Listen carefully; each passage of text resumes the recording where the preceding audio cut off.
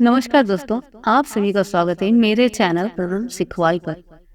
जो लोग इस चैनल से पहले से जुड़े हुए हैं तो उन्हें शायद पता है कि हमने अभी तक सिंहासन बत्तीसी के 2 एपिसोड डाले हैं, जिसमें पहले एपिसोड में राजा भोज को किस तरह विक्रमादित्य का सिंहासन मिला था और उनमें जो 32 पुतलियां लगी हुई थी, उनमें की 10 पुतलियों ने राजा विक्रमादित्य के वीरता की कहानी सुनाई थी। दूसरे एपिसोड में 11 से लेकर 21 नंबर की पुतलियों ने जो राजा विक्रमादित्य की वीरता की कहानियां सुनाई थी, उसे हम लोगों ने आप लोगों के साथ शेयर किया है। अगर आप लोगों ने वह वीडियो नहीं देखा है तो प्लीज़ एक बार जाके चेक कीजिए, तो आपको ये कहानियां बहुत ही इंटरेस्टिंग लगेगी।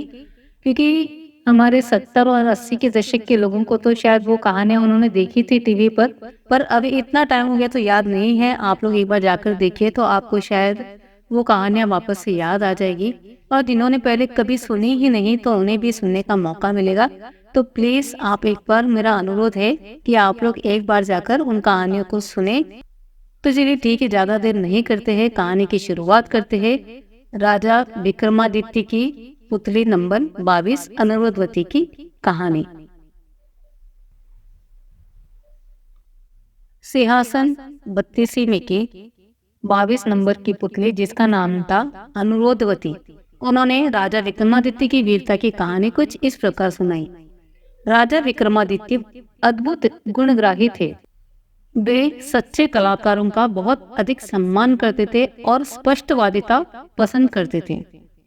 उनके दरबार में योग्यता का सम्मान किया जाता था।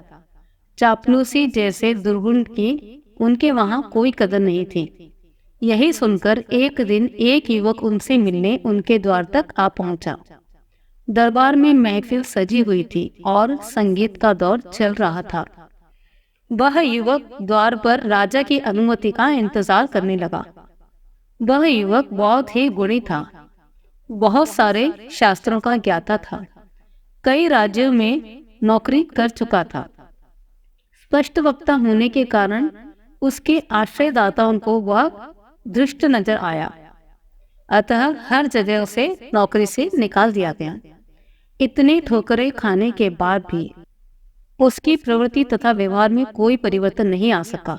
वह द्वार पर खड़ा था, तभी उसके कान में वादन का स्वर पड़ा और वह बड़बड़ाया, महफिल में बैठे लोग मूर्ख है, संगीत का आनंद उठा रहे हैं, मगर संगीत का जरा भी ज्ञान नहीं है।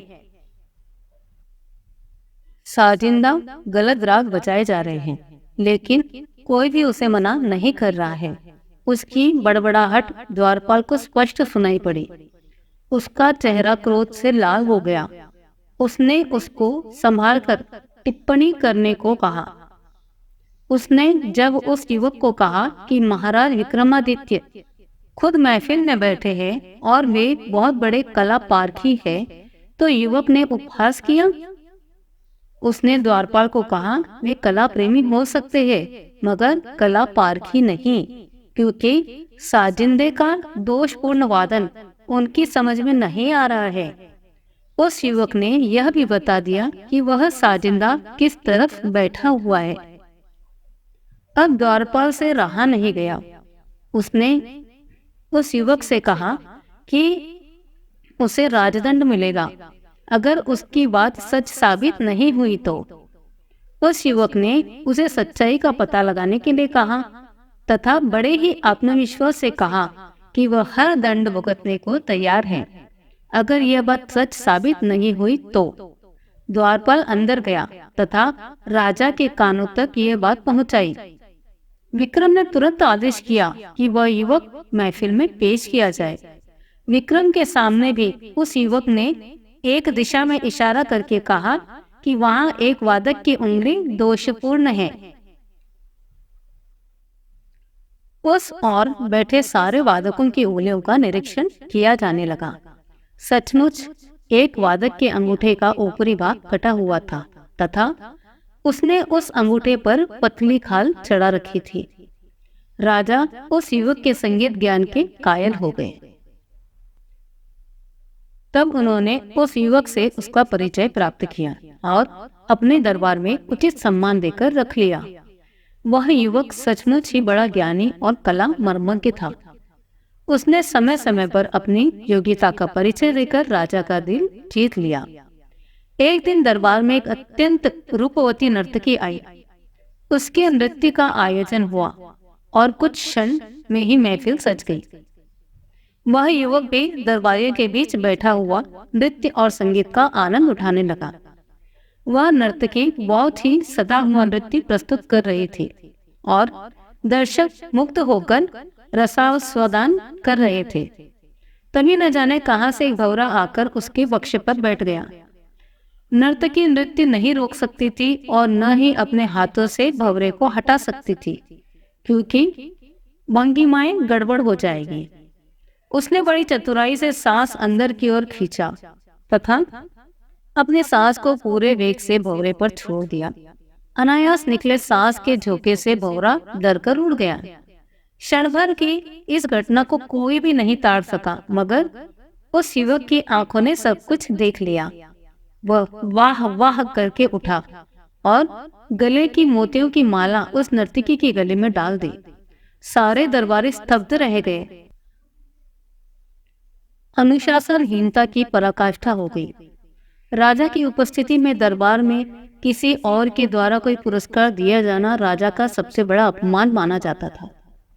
विक्रम को भी यह पसंद नहीं आया और उन्होंने उस युवक को इस दुष्टता के लिए कोई ठोस कारण देने को कहा।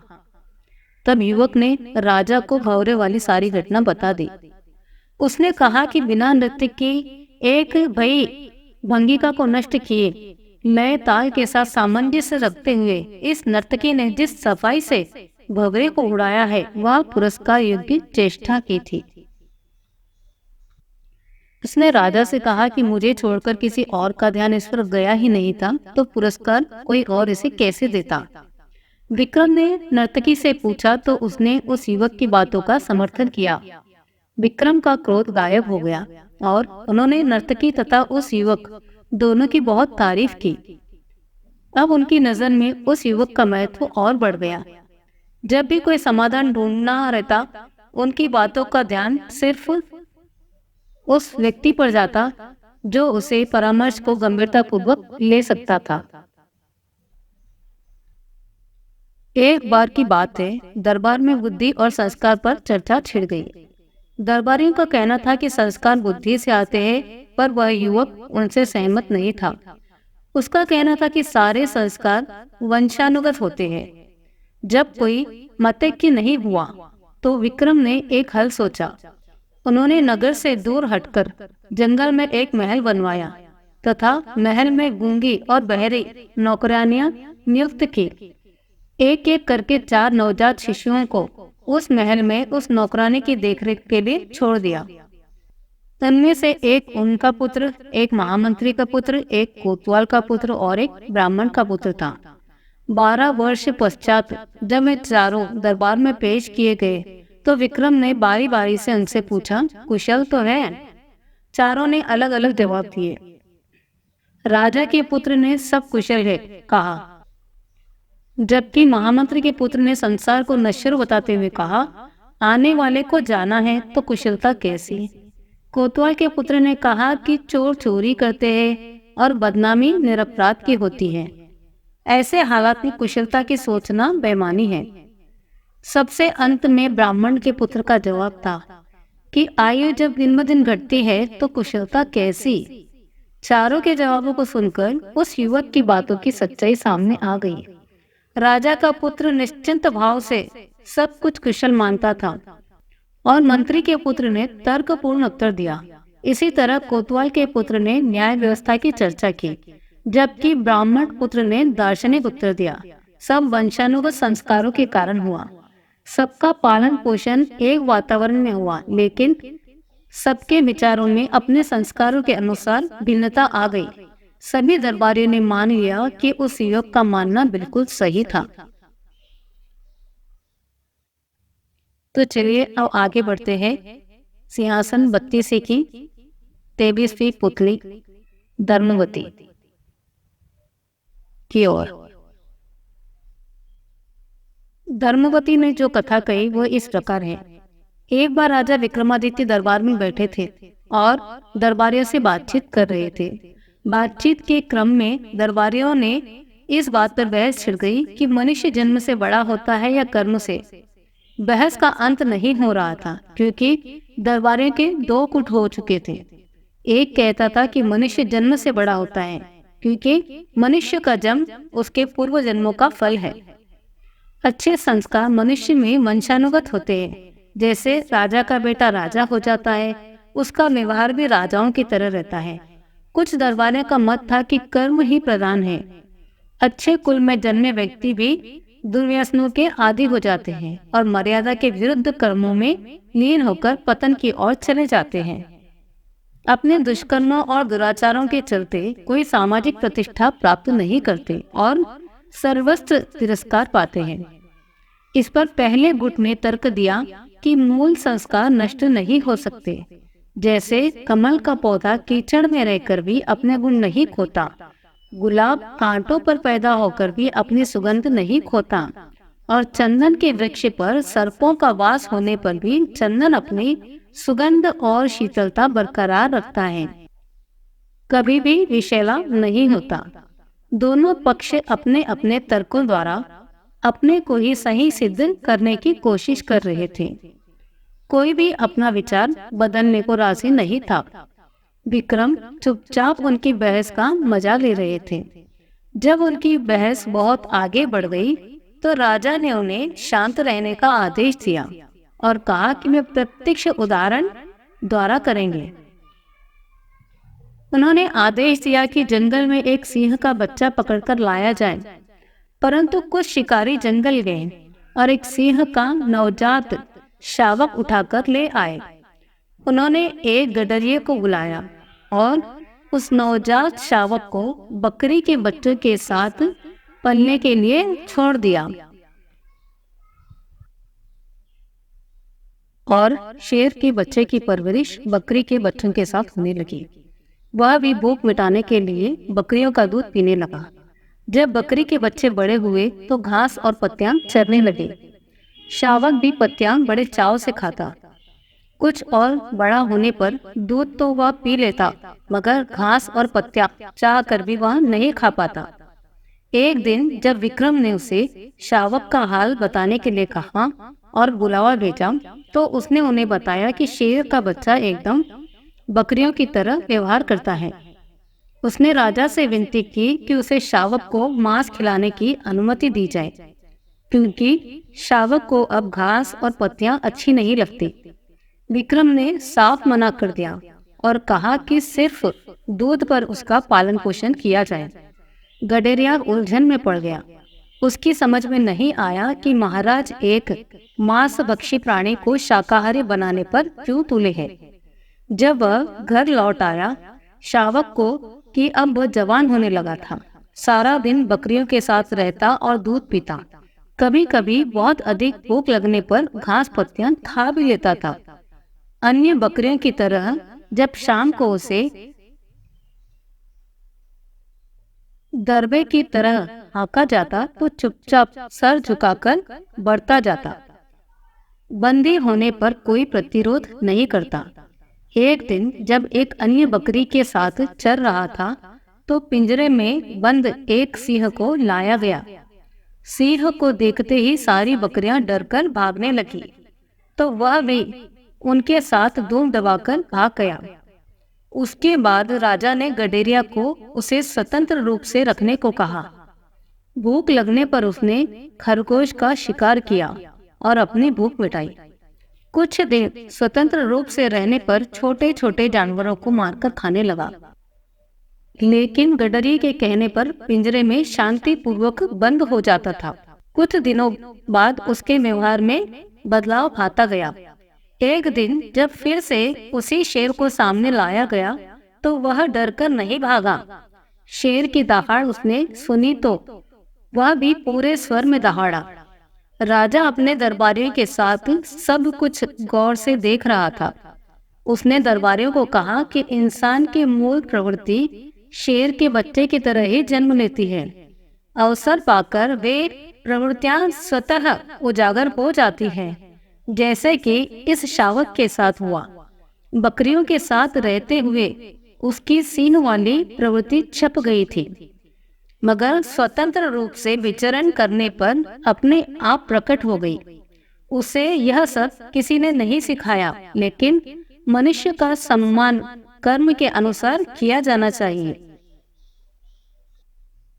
सभी लोग सहमत हो गए, मगर एक मंत्री राजा की बातों से सहमत नहीं हुआ।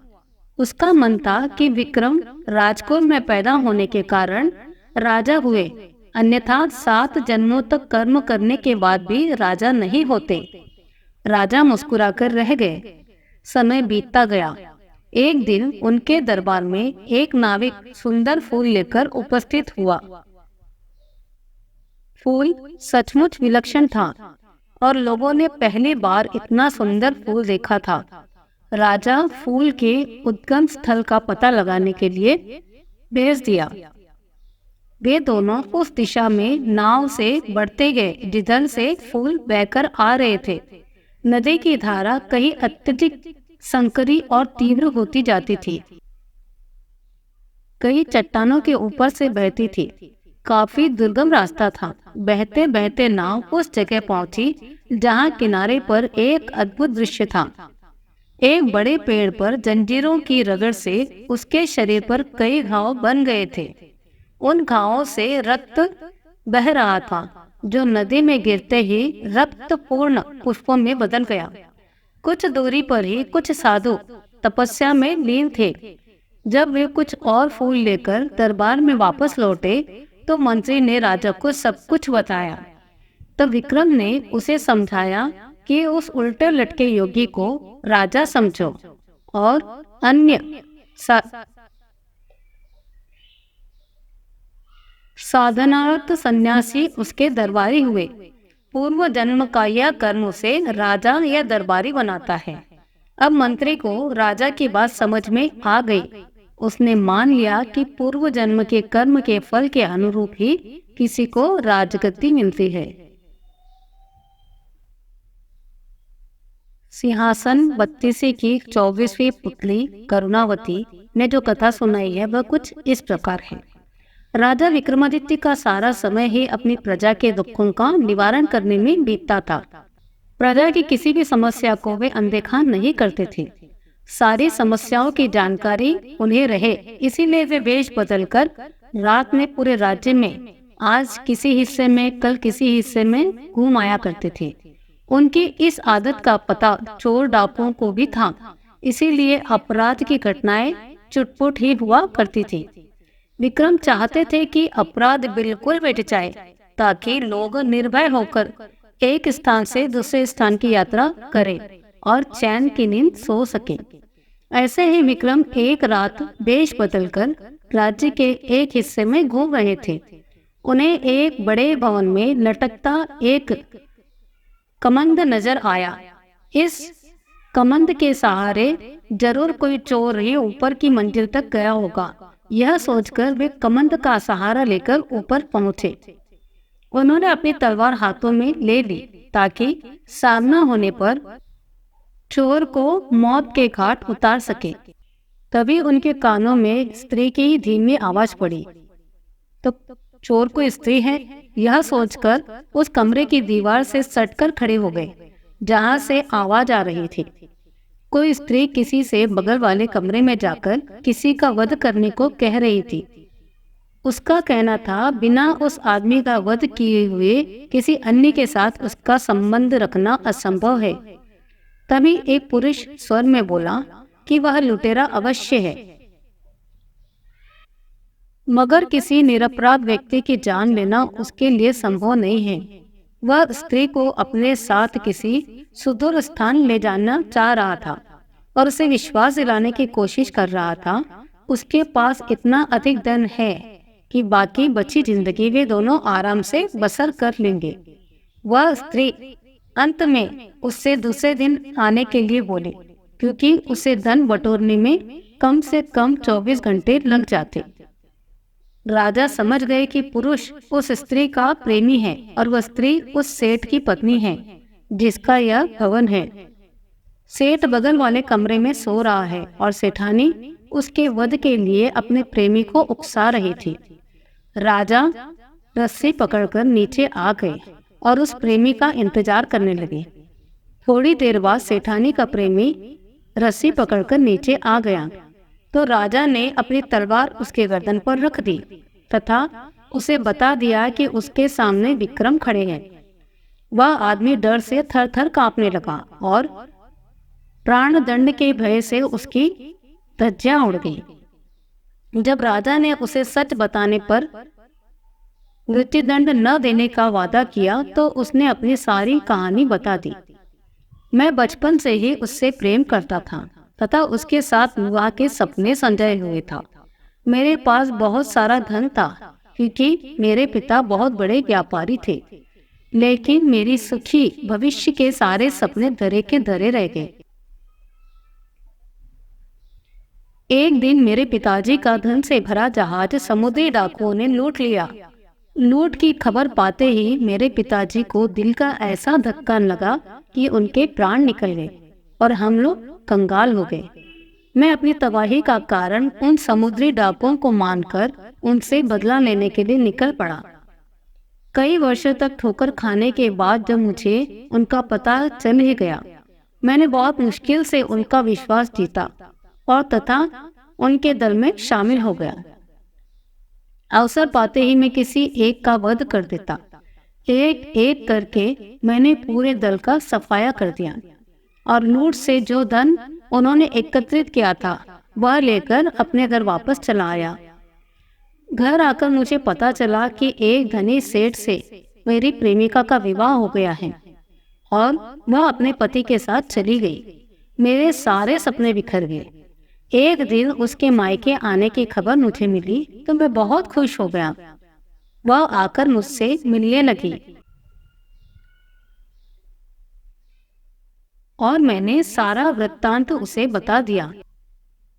एक दिन वह मुझसे मिली तो उसने कहा कि उसे मेरे पास बहुत सारा धन होने की बात पर विश्वास तभी होगा जब मैं नौलखा हार उसके गले में डाल दूं। मैं नौलखा हार लेकर गया। तब तक वह पति के साथ चली गई। मैंने नौलखा हार लाकर उसे पति के घर में पहना दिया और उसने अपने पति की हत्या करने को मुझे उकसाया। मैंने उससे मना कर दिया क्योंकि किसी निरपराध की हत्या अपने हाथों से करना भयानक पाप समझता हूँ। राजा विक्रमादित्य ने सच बोलने के लिए उसकी तारीफ की और समुद्री डाकुओं का सफाया करने के लिए उसका कंधा भी थपथपाया। उन्होंने उसे क्रिया चरित्र नहीं समझ पाने के लिए डांटा। उन्होंने कहा कि सच्ची प्रेमिकाएं प्रेमी से प्रेम करती हैं, उसके धन से नहीं। उसकी प्रेमिका ने उसकी प्रतीक्षा नहीं की और संपन्न व्यक्ति देखकर शादी कर ली। दोबारा उससे भेंट होने पर पति से द्रोह करने के लिए जरा भी नहीं हिचकिचाई। नौलखा हार प्राप्त करने के बाद भी उसका विश्वास करके उसके साथ चलने को तैयार नहीं हुई। उल्टे उसने मना करने पर भी निरपराध पति की हत्या करवाने को तैयार बैठी है। ऐसी निष्ठुर तथा चरित्रहीन स्त्री से प्रेम सिर्फ विनाश की ओर ले जाएगा। यह बात उस आदमी को समझ आ गई और वह रोता हुआ राजा के चरणों में गिर पड़ा तथा अपना अपराध क्षमा करने के लिए प्रार्थना करने लगा। राजा ने मृत्युदंड के बदले उसे वीरता और सत्यवादिता के लिए ढेरों पुरस्कार दिए। वह उस आदमी की आंखें खुल चुकी थी। दूसरे दिन राजा उसके प्रेमी का वेश बनाकर रस्सी के सहारे से उसकी प्रेमिका के पास पहुंचे। उनके पहुंचते ही उस स्त्री ने स्वर्ण आभूषणों से भरी बड़ी थैली अपना प्रेमी समझकर उन्हें थमा दी और बोली कि उसने विष खिलाकर सेठ को मार दिया और सारे स्वर्णाभूषण और हीरे जवाहरात चुनकर इस थैली में भर लिए हैं। जब राजा कुछ बोले नहीं तो उसे शक हुआ और उसने नकली दाढ़ी मूछ नोच ली। किसी अन्य पुरुष को पाकर चोर चोर चिल्लाने लगी तथा राजा को अपने पति का हत्यारा बताकर विलाप करने लगे। राजा के सिपाही और नगर कोतवाल नीचे छिपे हुए थे। वे दौड़कर आए और राजा के आदेश पर उस हत्यारी चरित्रहीन स्त्री को गिरफ्तार कर लिया गया। उस स्त्री को समझते देर नहीं लगी कि वेश बदलकर आया हुआ पुरुष खुद विक्रम थे। उसने झट से विष की शीशी निकाली और विषपान कर लिया। सिंहासन बत्तीसी की 25वीं पुत्री त्रिनेत्री की कथा इस प्रकार है। राजा विक्रमादित्य अपनी प्रजा के सुख दुख का पता लगाने के लिए कभी कभी वेश बदलकर घूमा करते थे तथा खुद सारी समस्याओं का पता लगाकर निदान करते थे। उनके राज्य में एक दरिद्र ब्राह्मण और भाट रहते थे। वे दोनों अपना कष्ट अपने तक ही सीमित रखते हुए जीवन यापन कर रहे थे तथा कभी किसी के प्रति कोई शिकायत नहीं रखते थे। वे अपनी गरीबी को अपना प्रारब्ध समझकर सदा खुश रहते थे तथा सीमित आय में संतुष्ट थे। सब कुछ ठीक ठाक चल रहा था, मगर जब भाट की बेटी की विवाह तय हुआ तब भाट की पत्नी को उसके विवाह की चिंता सताने लगी। उसने अपने पति से कहा कि पुश्तैनी पेशे से जो कमा कर लाता है उससे दैनिक खर्च तो आराम से चल जाता है, मगर बेटी के विवाह के लिए कुछ भी नहीं बचा पाते। बेटी के विवाह में बहुत खर्च आता है, अतः उसे कोई और यत्न करने होंगे। भाट यह बात सुनकर हंस पड़ा, कहने लगा कि बेटी उसे भगवान की इच्छा से प्राप्त हुई है, इसीलिए उसके विवाह के लिए भगवान ही कोई रास्ता निकाल कर देंगे। अगर ऐसा नहीं होता है तो हर दंपत्ति तो केवल पुत्र की प्राप्ति ही करता है या कोई दंपत्ति संतानहीन ही रहता है। सब ईश्वर की इच्छा से होता है। दिन बीतते गए पर भाट को बेटी के विवाह के खर्च लायक धन नहीं मिल सका। उसकी पत्नी अब दुखी रहने लगी। भाट से अब दुख देखा नहीं गया तो वह एक दिन धन इकट्ठा करने की नीयत से निकल पड़ा। कई राज्यों का भ्रमण कर उसने सैकड़ों राज्याधिकारों तथा बड़े बड़े सेठों को हंसाकर उनका मनोरंजन किया तथा उनकी प्रशंसा में गीत गाए। खुश होकर लोगों ने उन्हें पुरस्कार दिया। उसने बेटे के विवाह लायक धन इकट्ठा कर लिया। जब वह सारा धन लेकर लौट रहा था तो रास्ते में न जाने चोरों को कैसे उसके धन की भनक लग गई। उन्होंने सारा धन लूट लिया। अब तो भाट का विश्वास भगवान पर और चाहेंगे उसके पास बेटी के ब्याह के लिए धन नहीं होगा। जब वह लौटकर घर आया तो पत्नी को आशा थी कि वह ब्याह के लिए उचित धन लाया होगा। भाट ने अपनी पत्नी को बताया कि उसके कई बार कहने पर वह विवाह के लिए धन अर्जित करने अलग अलग प्रदेश गया और तरह तरह से लोगों से मिला। लोगों से पर्याप्त धन भी एकत्रित कर लाया, पर भगवान को उस धन से उसकी बेटी का विवाह होना मंजूर नहीं था। रास्ते में सारा धन लुटेरों ने लूट लिया और किसी तरह प्राण बचाकर वह वापस लौट आया। भाट की पत्नी गहरी चिंता में डूब गई। उसने पति से पूछा, अब बेटी का ब्याह कैसे होगा? भाट ने फिर अपनी बात दोहराई कि जिसने बेटी दी है वही ईश्वर उसके विवाह की व्यवस्था भी कर देंगे। इस पर उसकी पत्नी निराश भरी खींच कर बोली, लगता है ईश्वर महाराज विक्रम को विवाह की व्यवस्था करने के लिए भेजेंगे। जब ये वार्तालाप हो रहा था तभी महाराज उनके घर के पास से गुजर रहे थे। उन्हें भाट की पत्नी की टिप्पणी पर हंसी आ गई। दूसरी तरफ ब्राह्मण अपनी आजीविका के लिए पुश्तैनी पेशा अपनाकर जैसे तैसे गुजर बसर कर रहा था। वह पूजा पाठ करवा कर जो कुछ भी दक्षिणा के रूप में प्राप्त होता उसे आनंद पूर्वक निर्वाह कर रहा था। ब्राह्मणी को भी तब तक सब कुछ सामान्य दिखा पड़ा जब तक उसकी बेटी विवाह के योग्य नहीं हुई। बेटी के विवाह की चिंता जब सताने लगी तो उसने ब्राह्मण को कुछ धन जमा करने के लिए कहा, मगर ब्राह्मण चाह कर भी नहीं कर पाया। पत्नी के बार बार याद दिलाने पर उसने अपने यजमानों को घुमा फिरा कर भी कहा, मगर किसी यजमान ने उसकी बात को गंभीरता पूर्वक नहीं लिया। एक दिन ब्राह्मणी तंग आकर बोली कि विवाह का खर्च महाराजा विक्रमादित्य से मांग कर देखो, क्योंकि अब और कोई विकल्प नहीं है। कन्यादान तो करना ही है। ब्राह्मण ने कहा, वह महाराज के पास जरूर जाएंगे। महाराज धन दान करेंगे तो सारी व्यवस्था हो जाएगी। उसकी भी पत्नी के साथ पूरी बातचीत विक्रम ने सुन ली, क्योंकि उसी वक्त वे उनके घर के पास से गुजर रहे थे। सुबह में उन्होंने सिपाहियों को भेजा तथा भाट और ब्राह्मण दोनों को दरबार में बुलवाया। विक्रमादित्य ने अपने हाथों से भाट को 10 लाख स्वर्ण मुद्राएं दान की, फिर ब्राह्मण को राजकोष से 100 मुद्राएं दिलवा दी। वे दोनों अति प्रसन्न होकर विदा लेने लगे। जब वे चले तो एक दरबारी ने महाराज से कुछ कहने की अनुमति मांगी। उसने जिज्ञासा की बात की, भाट और ब्राह्मण दोनों कन्यादान के लिए धन चाहते थे, तो महाराज ने पक्षपात क्यों किया? भाट को 10 लाख और ब्राह्मण को सिर्फ कुछ 100 स्वर्ण मुद्राएं क्यों दी? विक्रम ने जवाब दिया कि भाट धन के लिए उनके आश्रय पर नहीं बैठा था, वह ईश्वर के आस लगाए बैठा था। ईश्वर लोगों को कुछ भी दे सकते हैं, इसीलिए उन्होंने उसे ईश्वर का प्रतिनिधि बनकर अप्रत्याशित दान किया। जबकि ब्राह्मण कुलीन वंश का होते हुए भी ईश्वर में पूरी आस्था नहीं रखता था, वह उनके सहायता की अपेक्षा रखता था। राजा भी मनुष्य है, ईश्वर का स्थान नहीं ले सकता।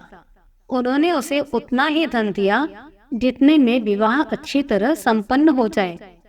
राजा का ऐसा गूढ़ उत्तर सुनकर दरबारी के मन ही मन प्रसन्न होकर चुप हो गए। सिंहासन बत्ती से की 26वीं पुतली मृगनयनी की कथा कुछ इस प्रकार है। राजा विक्रमादित्य न सिर्फ अपना राजकाज पूरा मनोयोग से चलाते थे, बल्कि त्याग, दानवीरता, दया, वीरता इत्यादि अनेक श्रेष्ठ गुणों के धनी थे। वे किसी तपस्वी की भांति अन्न जल का त्याग कर लंबे समय तक तपस्या में लीन रहते थे। ऐसा कठोर तप कर सकते थे कि इंद्रासन डोल जाए। एक बार उनके दरबार में एक साधारण सी वेशभूषा वाले एक युवक को पकड़कर उनके सैनिक ले आए। वह रात में बहुत सारे धन के साथ संदिग्ध अवस्था में कहीं जा रहा था। उसकी वेशभूषा से नहीं लग रहा था कि वह इस धन का मालिक होगा, इसीलिए सिपाहियों को लगा शायद वह चोर है, चोरी से धन के साथ कहीं चंपत होने की फराक में हो। राजा ने जब उस युवक से उसका परिचय पूछा और जानना चाहा कि यह धन उसके पास कैसे आया, तो उस युवक ने बताया कि वह एक धनाढ्य स्त्री के यहाँ नौकर है और सारा धन उसी स्त्री का दिया हुआ है। अब राजा की जिज्ञासा बढ़ गई और उन्होंने जानना चाहा कि उस स्त्री ने उसे धन क्यों दिया और वह धन लेकर कहाँ जा रहा था। इस पर वह युवक बोला कि अमुक जगह पर रुककर स्त्री ने प्रतीक्षा करने के लिए कहा था। दरअसल उस स्त्री ने उससे अनैतिक संबंध है और वह उसके पति की हत्या कर आकर मिलने वाली थी। दोनों सारा धन लेकर कहीं दूर चले जाते और आराम से जीवन व्यतीत करते। विक्रम ने उसकी बातों की सत्यता की जांच करने के लिए तुरंत उसके बताए हुए पते पर अपने सिपाहियों को भेजा। सिपाही ने आकर खबर दी कि उस स्त्री को अपने नौकर के गिरफ्तार होने की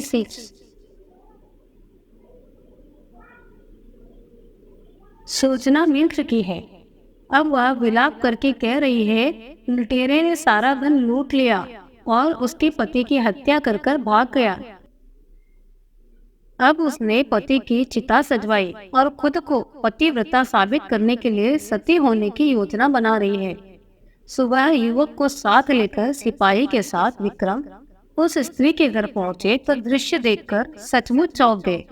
स्त्री अपने पति की चिता पर बैठ चुकी थी और चिता को अग्नि लगाने वाले थे। राजा ने चिता को अग्नि देने वाले को रोक दिया तथा उस स्त्री से चिता से उतरने को कहा। उन्होंने सारा धन उसे दिखाया तथा नौकर को आगे लाकर बोले कि सारी सच्चाई का पता उन्हें चल गया है। उन्होंने उस स्त्री को क्रिया चरित्र का त्याग करने के लिए कहा तथा राजदंड भुगतने को तैयार हो जाने की आज्ञा दी। स्त्री कुछ ही क्षणों के लिए भयभीत हुई, मगर दूसरे ही पल बोली कि राजा को उसके चरित्र पर उंगली उठाने से पहले अपनी छोटी रानी के चरित्र की जांच करनी चाहिए। इतना कहकर वह बिजली की पूर्ति से चिता पर कूदी और उसमें आग लगाकर सती हो गई। कोई कुछ करता स्त्री जलकर राख हो गई। राजा सिपाहियों सहित अपने महल वापस लौट आए। उन्हें उस स्त्री के अंतिम शब्द अभी तक जला रहे थे। उन्होंने छोटी रानी पर निगाह रखनी शुरू कर दी।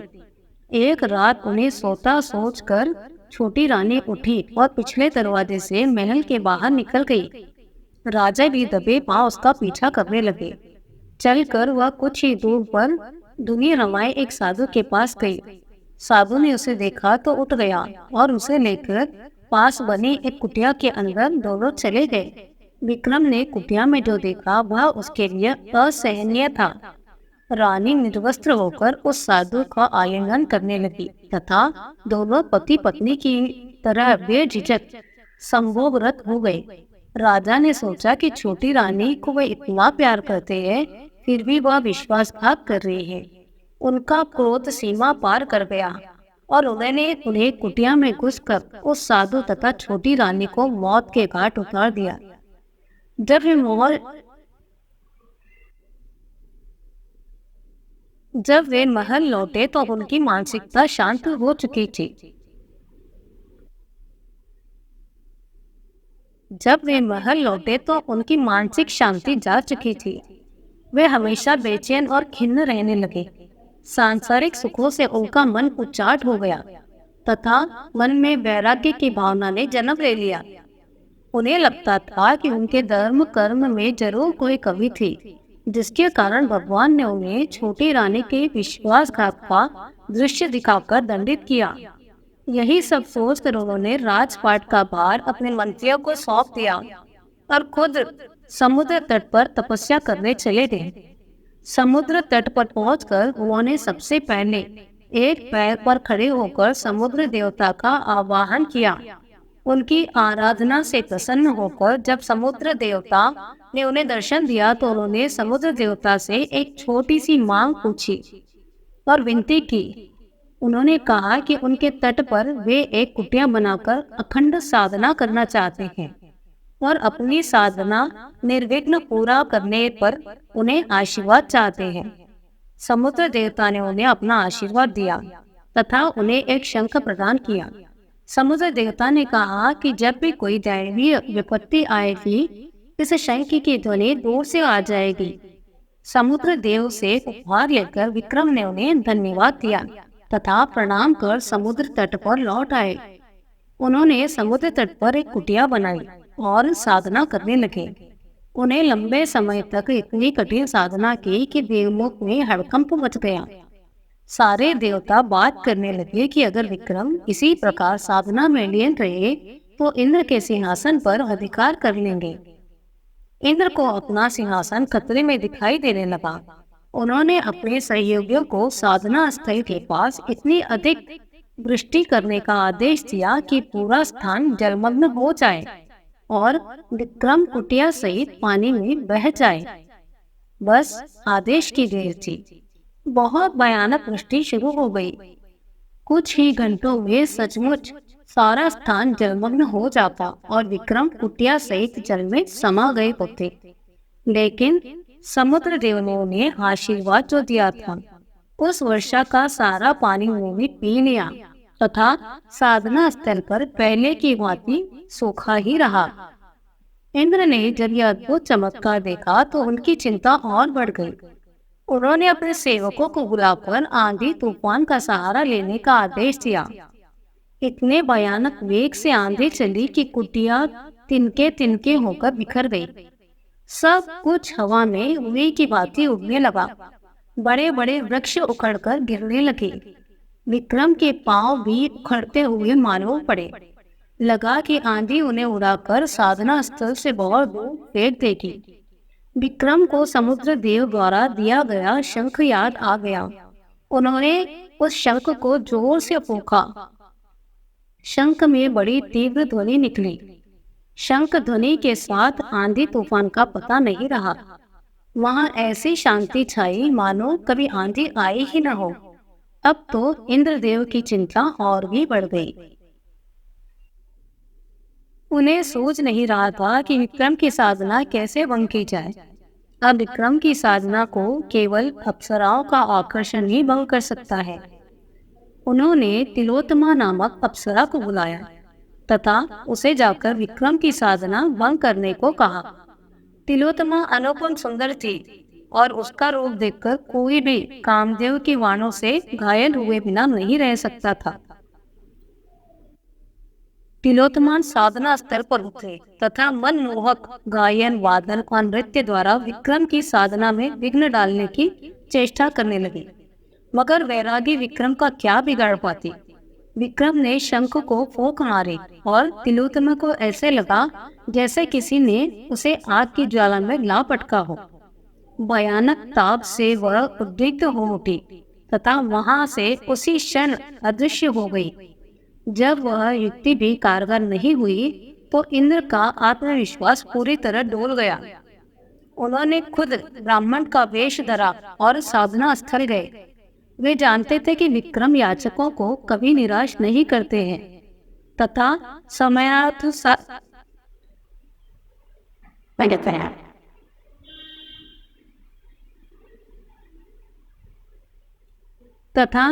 के अनुसार दान देते हैं।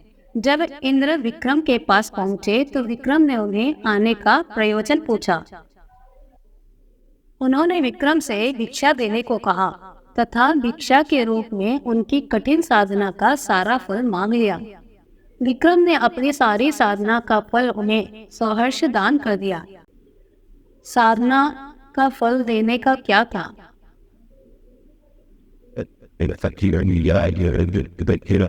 साधना फल दान क्या था? इंद्र को अभयदान मिल गया। उन्होंने प्रकट होकर विक्रम की महानता गुणबोध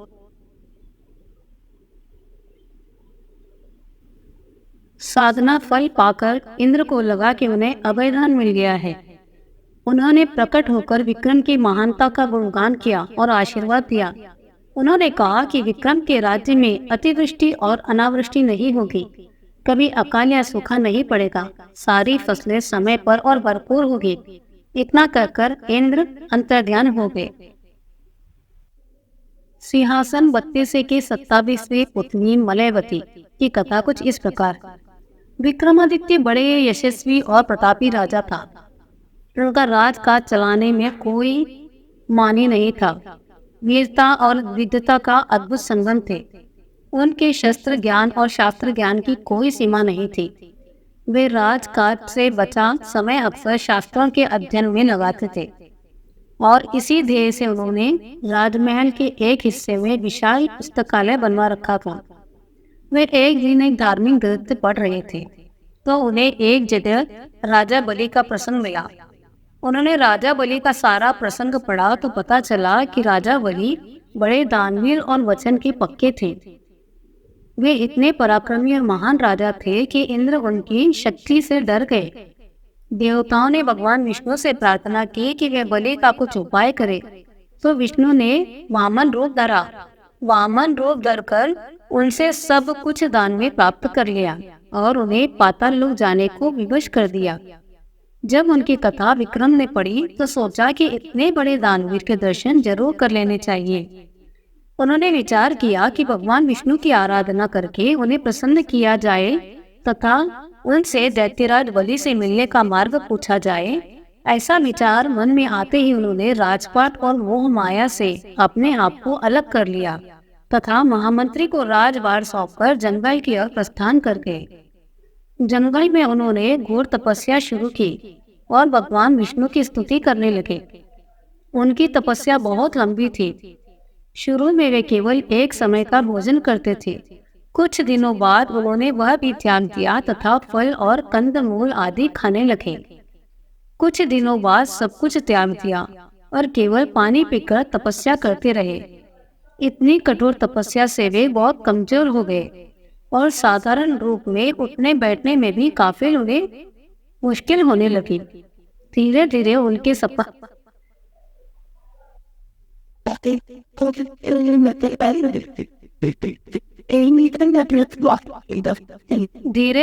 उनके तपस्या स्थल के पास बहुत सारे तपस्वी आ गए।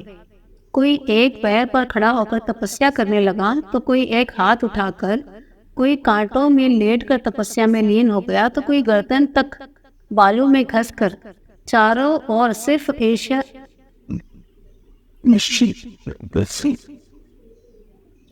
चारों ओर सिर्फ ईश्वर के नाम की चर्चा होने लगी और पवित्र वातावरण तैयार हो गया। विक्रम ने कुछ समय बाद जलवे लेना छोड़ दिया और बिल्कुल निराहार तपस्या करने लगे।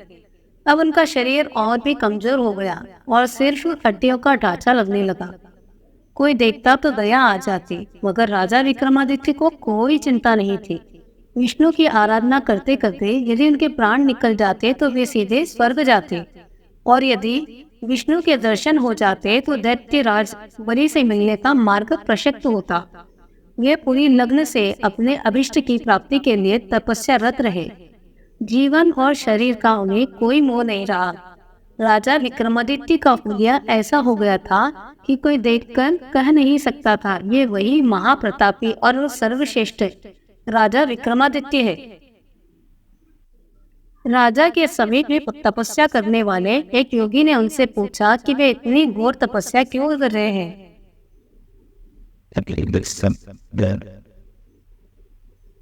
राजा के समीप ही तपस्या करने वाले एक योगी ने उनसे पूछा कि वे इतनी घोर तपस्या क्यों कर रहे हैं। विक्रम का जवाब था कि इहलोक से मुक्ति और परलोक सुधार के लिए। तपस्वी ने उन्हें कहा, तपस्या राजाओं का काम नहीं है। राजा को राजकाज के लिए ईश्वर द्वारा जन्म दिया गया है और यही उनका कर्म है। अगर वो राजकाज से मोह मोड़ लेंगे तो अपने कर्म से मोह मोड़ता है। शास्त्रों में कहा है, मनुष्य को अपने कर्म से मोह नहीं मोड़ना चाहिए।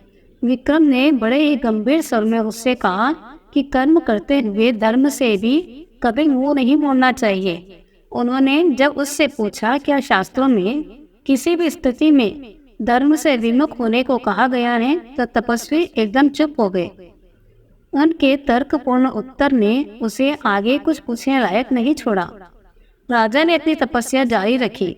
अत्यधिक निर्बलता के कारण एक दिन राजा बेहोश हो गए और काफी देर के बाद होश आया। वह तपस्वी एक बार फिर उनके पास आया और उनसे तपस्या छोड़ देने के लिए कहा। उसने कहा कि राजा गृहस्थ है, इसीलिए तपस्वियों की बातें उन्हें तप नहीं करना चाहिए। गृहस्थ को एक सीमा के भीतर ही तपस्या करना चाहिए। जब उसने राजा को बार बार गृहस्थ धर्म की याद दिलाई और गृहस्थ धर्म के लिए प्रेरित किया, तो राजा ने कहा कि मन की शांति के लिए तपस्या कर रहे हैं। तपस्वी कुछ नहीं बोला और वे तपस्या करने लगे। कमजोरी तो थी ही, एक बार फिर अचेत हो गए। जब कई घंटों बाद वे होश में आए तो उन्होंने पाया कि उनका सर भगवान विष्णु की गोद में है। उन्हें भगवान विष्णु को देखकर पता चला कि तपस्या से रोकने वाला तपस्वी कोई और नहीं, स्वयं भगवान विष्णु थे। विक्रम ने उन्हें उठकर साष्टांग प्रणाम किया। तब भगवान ने पूछा, वे इतनी कठोर तपस्या क्यों कर रहे हैं। विक्रम ने कहा, उन्हें राजा बलि से भेंट का रास्ता पता करना है। भगवान विष्णु ने उन्हें एक शंख देकर कहा कि समुद्र के बीचों बीच पाताल लोक जाने का रास्ता है। इस शंख को समुद्र तट पर फूंकने के बाद उन्हें समुद्र देव के दर्शन होंगे और वही उन्हें राजा बलि तक पहुंचाने का मार्ग मिलेगा। शंख देकर विष्णु अंतर्ध्यान हो गए। विष्णु के दर्शन के बाद विक्रम ने फिर तपस्या ने पहले वाला स्वास्थ्य प्राप्त कर लिया और वैसे ही असीम शक्ति प्राप्त कर ली। शंख लेकर वे समुद्र के पास आए और पूरी शक्ति से शंख फूंकने लगे। समुद्र देव उपस्थित हुए और समुद्र का पानी दो भागों में विभक्त हो गया। समुद्र के बीचों बीच अब भूमि मार्ग दिखाई देने लगा। उस मार्ग पर राजा आगे बढ़ते रहे। काफी चलने के बाद वे पाताल लोक पहुंचे। जब वे राजा बलि के महल के द्वार पर पहुंचे तो द्वारपालों ने उनसे आने का प्रयोजन पूछा।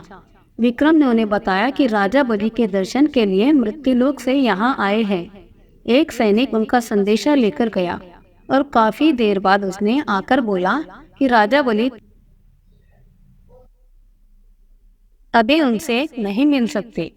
उन्होंने बार बार राजा से मिलने का अनुरोध किया, पर राजा बलि तैयार नहीं हुए। राजा ने खिन्न और हताश होकर अपनी तलवार से अपना सर काट लिया। जब प्रहरियों ने यह खबर राजा बलि को दी तो उन्होंने अमृत डलवाकर विक्रम को जीवित करवा दिया। जीवित होते ही विक्रम ने राजा बलि के दर्शन की इच्छा जताई। इस बार प्रहरी संदेश लेकर लौटा कि राजा बलि उनसे महाशिवरात्रि के दिन मिलेंगे। विक्रम को लगा कि बलि ने सिर्फ टालने के लिए संदेश भिजवाया है। उनके दिल पर चोट लगी और उन्होंने फिर से तलवार से अपनी गर्दन काट ली। प्रहरियों ने खलबली मच गई और उन्होंने राजा बलि तक विक्रम के बलिदान की खबर पहुंचाई। राजा बलि समझ गए कि वह व्यक्ति दृढ़ निश्चयी है और बिना भेंट किए जाने वाला नहीं है। उन्होंने फिर नौकरों द्वारा अमृत भिजवाया और उनके लिए संदेश भिजवाया कि भेंट करने को वे राजी हैं। नौकरों ने अमृत छिड़ककर उन्हें जीवित किया तथा महल में चलकर बलि से भेंट करने को कहा। जब वे राजा बलि से मिले तो राजा बलि ने उनसे इतना कष्ट उठाकर आने का कारण पूछा। विक्रम ने कहा कि धार्मिक ग्रंथों में उनके बारे में बहुत कुछ वर्णित है तथा उनकी दानवीरता और त्याग की चर्चा सर्वत्र होती है, इसीलिए वे उनसे मिलने को उत्सुक थे। राजा बलि उनसे मिलकर बहुत प्रसन्न हुए तथा विक्रम को एक लाल मूंगा उपहार में दिया और बोले, यह मूंगा मांगने पर हर वस्तु दे सकता है। मूंगे के बल पर असंभव कार्य भी संभव हो सकता है। विक्रम राजा बलि से मिलकर विदा लेकर प्रसन्नचित होकर मृत्युलोक की ओर लौट चले। पाताल लोक में प्रवेश द्वार के बाहर फिर वही अनंत गहराई वाला समुद्र बह रहा था। उन्होंने भगवान विष्णु के दिया हुआ शंख फूका और समुद्र फिर दो भागों में बट गया और उसके बीचों बीच वही भूमि वाला मार्ग प्रकट हुआ। उस भूमि मार्ग पर वे चलकर समुद्र तट पर पहुंच गए। वह मार्ग गायब हो गया तथा समुद्र फिर पूर्वतः होकर बहने लगा। वे अपने राज्य की ओर चल पड़े। रास्ते में उन्हें एक स्त्री विलाप करती मिली। उसके बाल बिखरे हुए थे, उसके चेहरे पर गहरे विषाद के भाव थे। पास आने पर पता चला कि उसके पति की मृत्यु हो गई है। अब वह बिल्कुल बेसहारा है। विक्रम का दिल और दुख से पसीज गया तथा उन्होंने उसे सांत्वना दी। बलि वाले मूंगे से उसने उसे जीवन दान दिया। उनका बोलना था कि उस विधवा का मृत्यु पति ऐसे उठकर बैठ गया मानो गहरी नींद से जागा हो। स्त्री के आनंद की कोई सीमा नहीं रही। सिंहासन 32 पुतली ने इस प्रकार कथा सुनाई राजा विक्रमादित्य की। एक बार राजा विक्रमादित्य अपने शयन कक्ष में गहरी निद्रा में लीन थे। उन्होंने एक सपना देखा। एक स्वर्ण महल है जिसमें रत्न, माणिक इत्यादि जड़े हैं। महल में बड़े बड़े कमरे हैं जिनमें सजावट की अलौकिक चीजें हैं। महल के चारों ओर उद्यान है और उद्यान में हजारों तरह के सुंदर सुंदर फूलों से लदे पौधे हैं। उन फूलों पर तरह तरह की तितलियां मंडरा रही हैं और भंवरों का गुंजन पूरे उद्यान में व्याप्त है। फूलों की सुगंध चारों ओर फैली हुई है और सारा दृश्य बड़ा ही मनोरम है। स्वच्छ और शीतल हवा बह रही है। वह महल से दूर एक योगी साधनारत है। योगी का चेहरा गौर से देखा तो विक्रम को वह अपना हमशक्ल मालूम पड़ा। यह सब देखते देखते ही विक्रम की आंखें खुल गई। वे समझ गए कि उन्हें कोई अच्छा स्वप्न दिखा है। जागने के बाद भी सपने में दिखी हर चीज उन्हें स्पष्ट याद थी। उन्हें अपने सपने का मतलब समझ नहीं आया। सारा दृश्य अलौकिक अवश्य था मगर मन की उपज नहीं मान पाता था। राजा ने बहुत सोचा पर उन्हें याद नहीं आया कि कभी अपने जीवन में उन्होंने कोई ऐसा महल देखा हो, चाहे इस तरह से किसी महल की कल्पना की हो। उन्होंने पंडितों और ज्योतिषों से अपने सपने की चर्चा की और उन्हें इसकी व्याख्या करने को कहा। सारे विद्वान और पंडित इस नतीजे पर पहुंचे कि महाराजाधिराज ने सपने में स्वर्ग का दर्शन किया तथा सपने का अलौकिक महल स्वर्ग के राजा इंद्र का महल है। देवता शायद उन्हें वह महल दिखाकर उन्हें सशरीर स्वर्ग में आने का निमंत्रण दे चुके हैं। विक्रम को यह सुनकर बड़ा आश्चर्य हुआ। उन्होंने कभी सपने में भी नहीं सोचा था उन्हें स्वर्ग आने को इस तरह निमंत्रण मिलेगा। वे पंडितों से पूछने लगे कि स्वर्ग जाने का कौन सा मार्ग होगा तथा स्वर्ग यात्रा के लिए क्या क्या आवश्यकता हो सकती है। काफी मंथन के बाद सारे विद्वानों ने उन्हें वह दिशा बताई जिधर से स्वर्गरोहण हो सकता था तथा उन्हें बतलाया कि कोई पुण्यात्मा जो सतत भगवान का स्मरण करता है तथा धर्म के पथ पर विचलित नहीं होता है, वही स्वर्ग जाने का अधिकारी है। राजा ने कहा कि राजपाट चलाने के लिए जानबूझकर नहीं तो भूल से ही अवश्य कोई धर्म विरुद्ध आचरण उनसे हुआ होगा। इसके अलावा कभी कभी राज्य की समस्या में इतने उलझ जाते कि भगवान का स्मरण नहीं रहता है। इस पर सभी ने एक स्वर में कहा कि यदि इस योग्य नहीं होते तो उन्हें स्वर्ग का दर्शन नहीं हुआ होता। सबकी सलाह पर उन्होंने राजपुरोहित को अपने साथ लिया और स्वर्ग की यात्रा पर निकल पड़े। पंडितों के कथन के अनुसार उन्हें यात्रा के दौरान 2 पुण्य कर्म भी करने थे। यह यात्रा लंबी और कठिन थी। विक्रम ने अपना राजसी वेश त्याग दिया था और अत्यंत साधारण कपड़ों में यात्रा कर रहे थे। रास्ते में एक नगर में रात में विश्राम के लिए रुक गए। जहाँ रुके थे वहाँ उन्हें एक बूढ़ी औरत रोती हुई मिली। उसके माथे पर चिंता की लकीरें उभरी थी तथा गला रोते रोते रूंधा जा रहा था। विक्रम ने द्रवित होकर उनसे उनकी चिंता का कारण पूछा तो उसने बताया कि उसका एकमात्र जवान बेटा सुबह ही जंगल गया लेकिन अभी तक नहीं लौटा। विक्रम ने जानना चाहा कि वह जंगल किस प्रयोजन से गया। बूढ़ी औरत ने बताया कि उसका बेटा रोज सुबह जंगल से सूखी लकड़ियां लेने जाता और लकड़ियां लाकर नगर में बेचता। लकड़ियां बेचकर जो पैसा मिलता उसी से उनका गुजारा होता था। विक्रम ने कहा, अब तक वह नहीं आया तो आ जाएगा। बूढ़ी औरत ने कहा, जंगल बहुत घना है और नरभक्षी जानवरों से भरा पड़ा है। उसने शंका है कि कहीं किसी हिंसक जानवर ने उसे अपना ग्रास तो नहीं बना लिया। उसने यह भी बताया कि शाम से बहुत सारे लोग से विनती कर चुकी हैं कि उसके बेटे का पता लगाए, लेकिन कोई भी जंगल जाने को तैयार नहीं हुआ। उसने अपनी विवशता दिखाई तो वह बूढ़ी और निर्बल है, इसीलिए खुद जाकर पता नहीं कर सकती। विक्रम ने उसे आश्वासन दिया कि वह जाकर उसके बेटे को ढूंढ कर लाएगा। विक्रम ने विश्राम का विचार त्याग दिया और तुरंत जंगल की ओर चल पड़े। थोड़ी देर बाद उन्होंने जंगल में प्रवेश किया तो देखा कि जंगल सचमुच बहुत घना है। वे चौकन्ने होकर थोड़ी दूर आए तो उन्होंने देखा कि एक नौजवान कुल्हाड़ी लेकर पेड़ पर दुबका बैठा है और नीचे एक शेर घात लगाए बैठा है। विक्रम ने कोई उपाय ढूंढकर शेर को वहां से भगा दिया और उस युवक को लेकर नगर लौट आए। बुढ़िया ने बेटे को देखकर विलाप करना छोड़ दिया और विक्रम को ढेरों आशीर्वाद दिया। इस तरह बुढ़िया को चिंता मुक्त कर उन्होंने एक पुण्य कमा लिया। रात भर विश्राम करने के बाद उन्होंने सुबह फिर अपनी यात्रा शुरू कर दी। चलते चलते वे समुद्र तट पर आए तो उन्होंने एक स्त्री को रोते देखा। स्त्री को रोता देखकर उनके पास आए तो देखा कि एक मालवाहक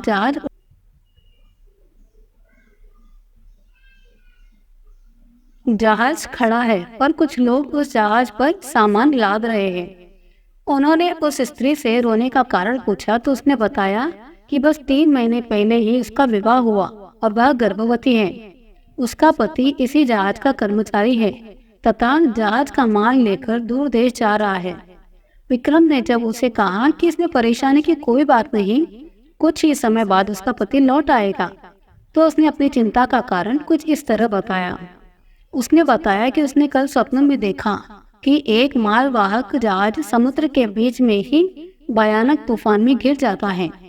तूफान इतना तेज है कि जहाज के टुकड़े टुकड़े हो जाते हैं और उस पर सारे सवार समुद्र में डूब जाते हैं। वह सोच रही है कि अगर उसका सपना सच निकला तो उसे क्या करना होगा। खुद तो किसी भी प्रकार जी लेगी, मगर उसके होने वाले बच्चे की परवरिश कैसे होगी। विक्रम को उस पर तरस आया और उन्होंने समुद्र देवता द्वारा प्रदत्त शंख उसे देते हुए कहा, यह अपने पति को दे दो।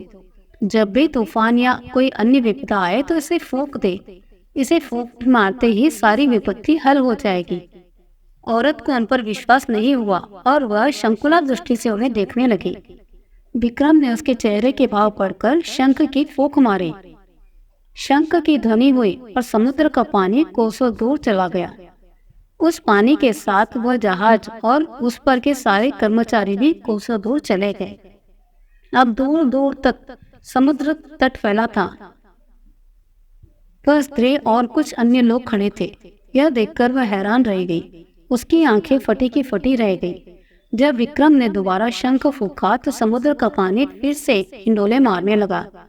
समुद्र के पानी के साथ जहाज के कर्मचारी भी वापस आ गए। अब युवती को शंख की चमत्कारी शक्ति के प्रति कोई शंका नहीं रही। उसने विक्रम से इस शंख को लेकर अपनी कृतज्ञता जाहिर की। विक्रम उस शंख को स्त्री को देकर यात्रा के लिए निकल पड़े। कुछ दूर चलने के बाद उन्हें एक स्थान पर रुकना पड़ा। आकाश में काली घटाएं छा गई, बिजलियां चमकने लगी थी। बादल में गर्जन में समूचा वातावरण हिलता प्रतीत होता था। उन बिजलियों के चमक के बीच विक्रम को एक सफेद घोड़ा जमीन पर उतरता दिखा। विक्रम ने ध्यान देकर देखा तो आकाशवाणी हुई, महाराजा विक्रमादित्य, तुम्हारे जैसी पुण्यात्मा शायद ही कोई हो। तुमने रास्ते में 2 पुण्य किए हैं, एक बूढ़ी औरत को चिंता मुक्त किया है और एक स्त्री को सिर्फ शंख देकर उसकी शंका दूर की है, जो समुद्र देव ने तुम्हारी साधना से प्रसन्न होकर तुम्हें उपहार में दिया था।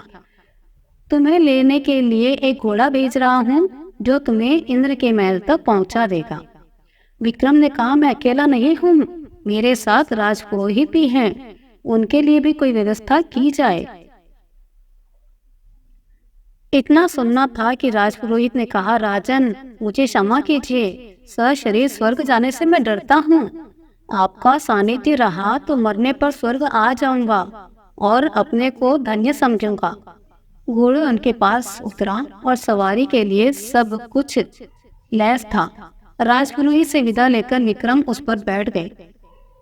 बैठते ही घोड़ा तेजी से उड़ा और घने जंगल में पहुंच गया। जंगल में पहुंचकर उसने धरती छोड़ दी और हवा में दौड़ने लगा। यह घुड़सवारी अप्राकृतिक थी, इसीलिए काफी कठिन लगी थी, मगर विक्रम पूरी दृढ़ता के साथ उस पर बैठे रहे।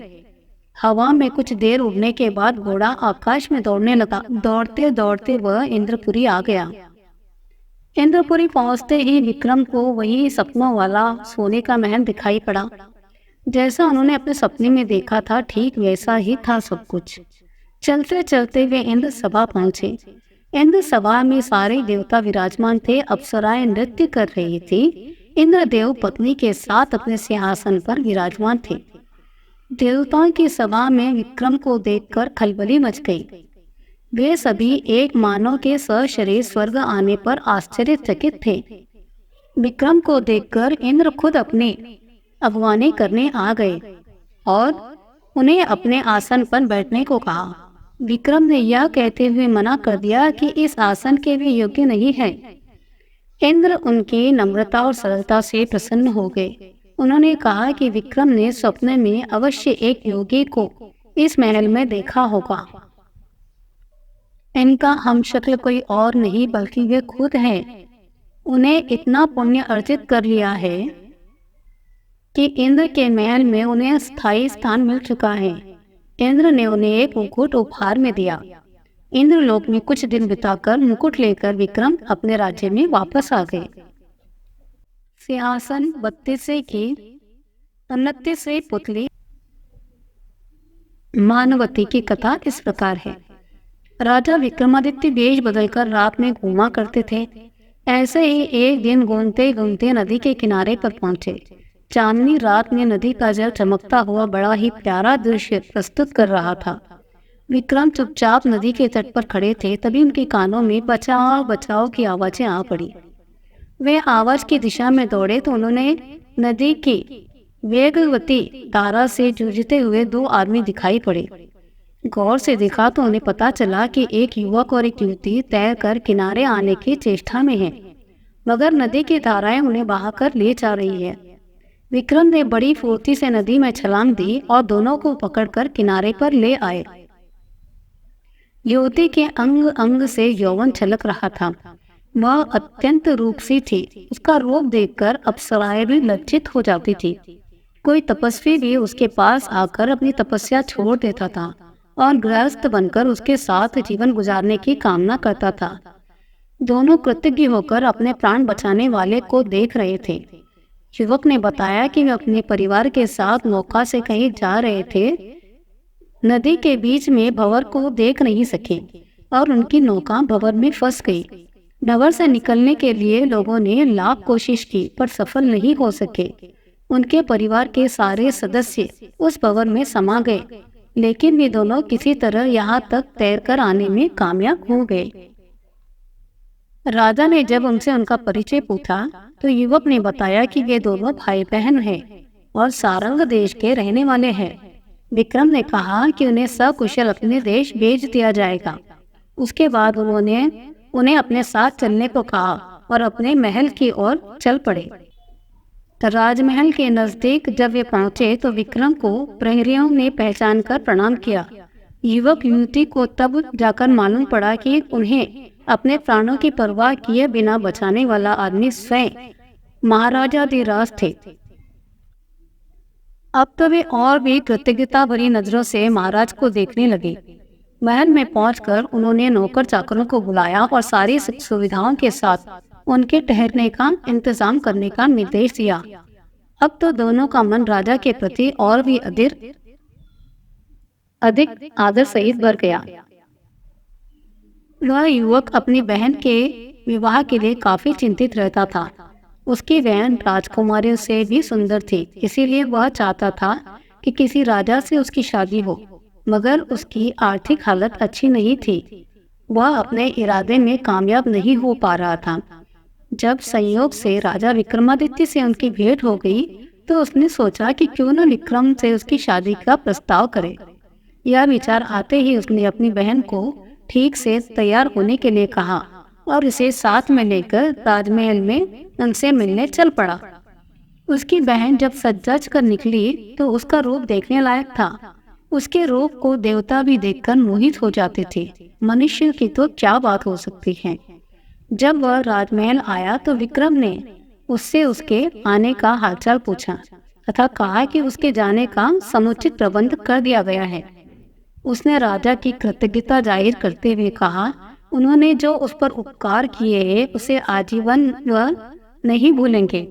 उसके बाद उसने विक्रम से एक छोटा सा उपहार स्वीकार करने को कहा। राजा ने मुस्कुराकर अपनी अनुमति दे दी। राजा को प्रसन्न देखकर उसने सोचा कि वे उसकी बहन पर मोहित हो गए हैं। उसका हौसला बढ़ गया। उसने कहा कि वह अपनी बहन उनको उपहार देना चाहते हैं। विक्रम ने कहा कि उसका उपहार उन्हें स्वीकार है। अब उसको पूरा विश्वास हो गया कि विक्रम उसकी बहन को रानी बना लेगा। तभी राजा ने कहा कि आज से तुम्हारी बहन राजा विक्रमादित्य की बहन के रूप में जानी जाएगी तथा उसका विवाह वह कोई योग्य वर ढूंढकर पूरे धूमधाम से करेंगे। वह विक्रम का मुंह ताकता रह गया। उसने सपने में भी नहीं सोचा था कि उसकी इतनी सुंदर बहन को अनदेखा कर विक्रम उसे बहन के रूप में स्वीकार करेंगे। क्या कोई ऐश्वर्यशाली राजा विषय वासना से इतना ऊपर रह सकता है? थोड़ी देर बाद उसने संयत होकर कहा, उदयगिरी का राजकुमार उदयन उसकी बहन की सुंदरता पर मोहित है तथा उससे विवाह की इच्छा भी व्यक्त कर चुका है। राजा ने एक पंडित को बुलाया और बहुत सारा धन भेंट के रूप में देकर उदयगिरी राज्य विवाह का प्रस्ताव लेकर भेजा। पंडित उसी शाम लौट गया और उसके चेहरे पर हवाएं उड़ गई थी। पूछने पर उसने बताया कि राह में कुछ डाकुओं ने घेर कर सब कुछ लूट लिया। सुनकर राजा स्तब्ध रह गए। उन्हें आश्चर्य हुआ कि इतनी अच्छी शासन व्यवस्था के बावजूद भी डाकू लुटेरे कैसे सक्रिय हो गए। इस बार उन्होंने पंडित को कुछ घोड़ों के साथ धन लेकर भेजा। उसी रात विक्रम ने वेश बदलकर उन डाकुओं का पता लगाने के लिए निकल पड़े। वे उस निर्जन स्थान पर पहुंचे जहां पंडित को लूटकर उसका सारा धन ले लिया गया था। एक तरफ उन्हें 4 आदमी बैठे दिखे। राजा समझ गया वे लुटेरे हैं। विक्रम को कोई गुप्तचर समझा। राजा ने उनसे भयभीत नहीं होने को कहा और कहा, आपको भी उनकी तरह एक चोर ही बताया। इस पर उन्होंने कहा कि चोर नहीं बल्कि इज्जतदार लोग हैं और किसी खास मसले पर विचार विमर्श के लिए एकांत की खोज में यहाँ पहुँचे हैं। राजा ने उनसे बहाना न बनाने के लिए कहा और उन्हें अपने दल में शामिल करने को कहा। तब चोरों ने खुलासा किया, उन चारों ने 4 अलग अलग खूबियां हैं। एक चोर शुभ माह में निकलता है, दूसरा, परिंदे जानवरों की जबान समझता है। तीसरा, अदृश्य होने की कला जानता है। चौथा, भयानक से भयानक यातना पाकर भी उफ तक नहीं करता। विक्रम ने उनका विश्वास जीतने के लिए कहा, मैं कहीं भी छिपा हुआ धन देख सकता हूँ। जब उन्होंने यह विशेषता सुनी तो विक्रम को अपनी टोली में शामिल कर लिया। उसके बाद उन्होंने अपने ही महल के एक हिस्से में चोरी करने की योजना बनाई। उस जगह पर शाही खजाने का कुछ माल छुपा है। वे चोरों को वहां लेकर आए तो चोर बड़े ही खुश थे। उन्हें खुशी खुशी सारा माल चोरी में डाला और बाहर निकलने लगे। चौकस प्रहरी ने उन्हें पकड़ लिया। सुबह में जब राजा के दरबार में बंदी बनाकर उन्हें पेश किया गया तो वे डर के मारे पत्ते की तरह कांपने लगे। उन्होंने अपने पांचवें साथी का सिंहासन पर आरूढ़ देखा। वे गुमसुम खड़े राजदंड की प्रतीक्षा करने लगे, मगर विक्रम ने उन्हें कोई दंड नहीं दिया। उन्हें अभयदान देकर उन्होंने उनसे अपराध न करने का वचन लिया और अपनी खूबियों का इस्तेमाल लोगों की भलाई के लिए करने का आदेश दिया। चारों ने मन ही मन राजा की महानता स्वीकार कर ली और भले ही अपने जीवन यापन का फैसला किया। राजा ने उन्हें अपने सेना में ले लिया। उधर ने राजा की विक्रम की मुंह बोली बहन से शादी करने का प्रस्ताव प्रसन्न होकर स्वीकार कर लिया। शुभ मुहूर्त में विक्रम ने उसी धूमधाम से उसकी शादी उदयन के साथ कर दी, जिस तरह किसी राजकुमारी की शादी होती है। सिंहासन बत्तीसी की तीसरी पुतली जयलक्ष्मी की कथा कुछ इस प्रकार है। राजा विक्रमादित्य जितने बड़े राजा थे उतने बड़े ही तपस्वी। उन्होंने अपने तप से जान लिया था कि वे अब अधिक से अधिक 6 महीने जी सकते हैं। अपनी मृत्यु को आसन्न समझकर उन्होंने वन में एक कुटिया बनवा ली तथा राजकाज से बचा हुआ समय साधना में बिताने लगे। एक दिन राजमहल से कुटिया की तरफ आ रहे थे तब उनकी नजर एक मृग पर पड़ी। मृग अद्भुत था और ऐसी मृग विक्रम ने कभी नहीं देखा था। उन्होंने धनुष हाथ में लेकर दूसरा हाथ तरकश में डाला ही था कि मृग उसके समीप आकर मनुष्य की बोली में उसने अपने प्राणों की भीख मांग ली। विक्रम को उस मृग को मनुष्य की तरह बोलता देख बड़ा आश्चर्य हुआ और उनका हाथ स्वतः थम गया। विक्रम ने उस मृग से पूछा कि मनुष्य की तरह कैसे बोल लेता है। तब वह बोला कि वह सब अपने दर्शन के प्रभाव से हुआ। विक्रम की जिज्ञासा और बढ़ गई। उन्होंने उस मृग से पूछा, ऐसा क्या हुआ? तो उसने बताना शुरू किया, मैं जन्मजात मृग नहीं हूँ। मेरा जन्म मानव कुल में हुआ, एक राजा के यहाँ पर। अन्य राजकुमारों की भांति मुझे भी शिकार से खेलने का बहुत शौक था। शिकार के लिए मैं अपने घोड़े पर बहुत दूर घने जंगलों में घुस जाता था। एक दिन मुझे कुछ दूर पर मृग होने का आभास हुआ और मैंने आवाज को लक्ष्य कर एक बाण चलाया। दरअसल वह आवाज एक साधारण से योगी की थी जो बहुत धीमे स्वर में मंत्रोच्चारण कर रहा था। तीर उसे तो नहीं लगा, पर उसकी कनपट्टी को छूता हुआ पूरे वेग से एक वृक्ष के तने में घुस गया। मैं अपने शिकारी को खोजते खोजते वहां पहुंचा तो पता चला मुझे कैसा अनिष्ट होने से बच गया। योगी की साधना में विघ्न पड़ गया, इसीलिए वह काफी क्रुद्ध हो गया था। उसने जब मुझे अपने सामने खड़ा पाया तो समझ गया कि वह बाण मैंने ही चलाया था। उसने लाल आंखों से घूरते हुए मुझे श्राप दे दिया। उसने कहा, ओ मृग का शिकार पसंद करने वाले मूर्ख युवक, आज से खुद मृग बन जा। आज के बाद से आखिरी तक से अपने प्राणों की रक्षा करता हूँ। उस युवक ने कहा कि उस साधु ने मुझे इतनी जल्दी श्राप दे दिया कि मुझे अपनी सफाई देने का मौका ही नहीं मिला। श्राप की कल्पना से ही मैं भयभीत से सिहर उठा। मैं योगी के पैरों में गिर पड़ा तथा उसने श्राप मुक्ति करने की प्रार्थना करने लगा। मैंने रो रो कर उससे कहा कि उसकी साधना में विघ्न उत्पन्न करने का मेरा कोई इरादा नहीं था और यह सब अनजाने में मुझसे हो गया। मेरी आंखों में पश्चाताप के आंसू देखकर उस योगी को दया आ गई।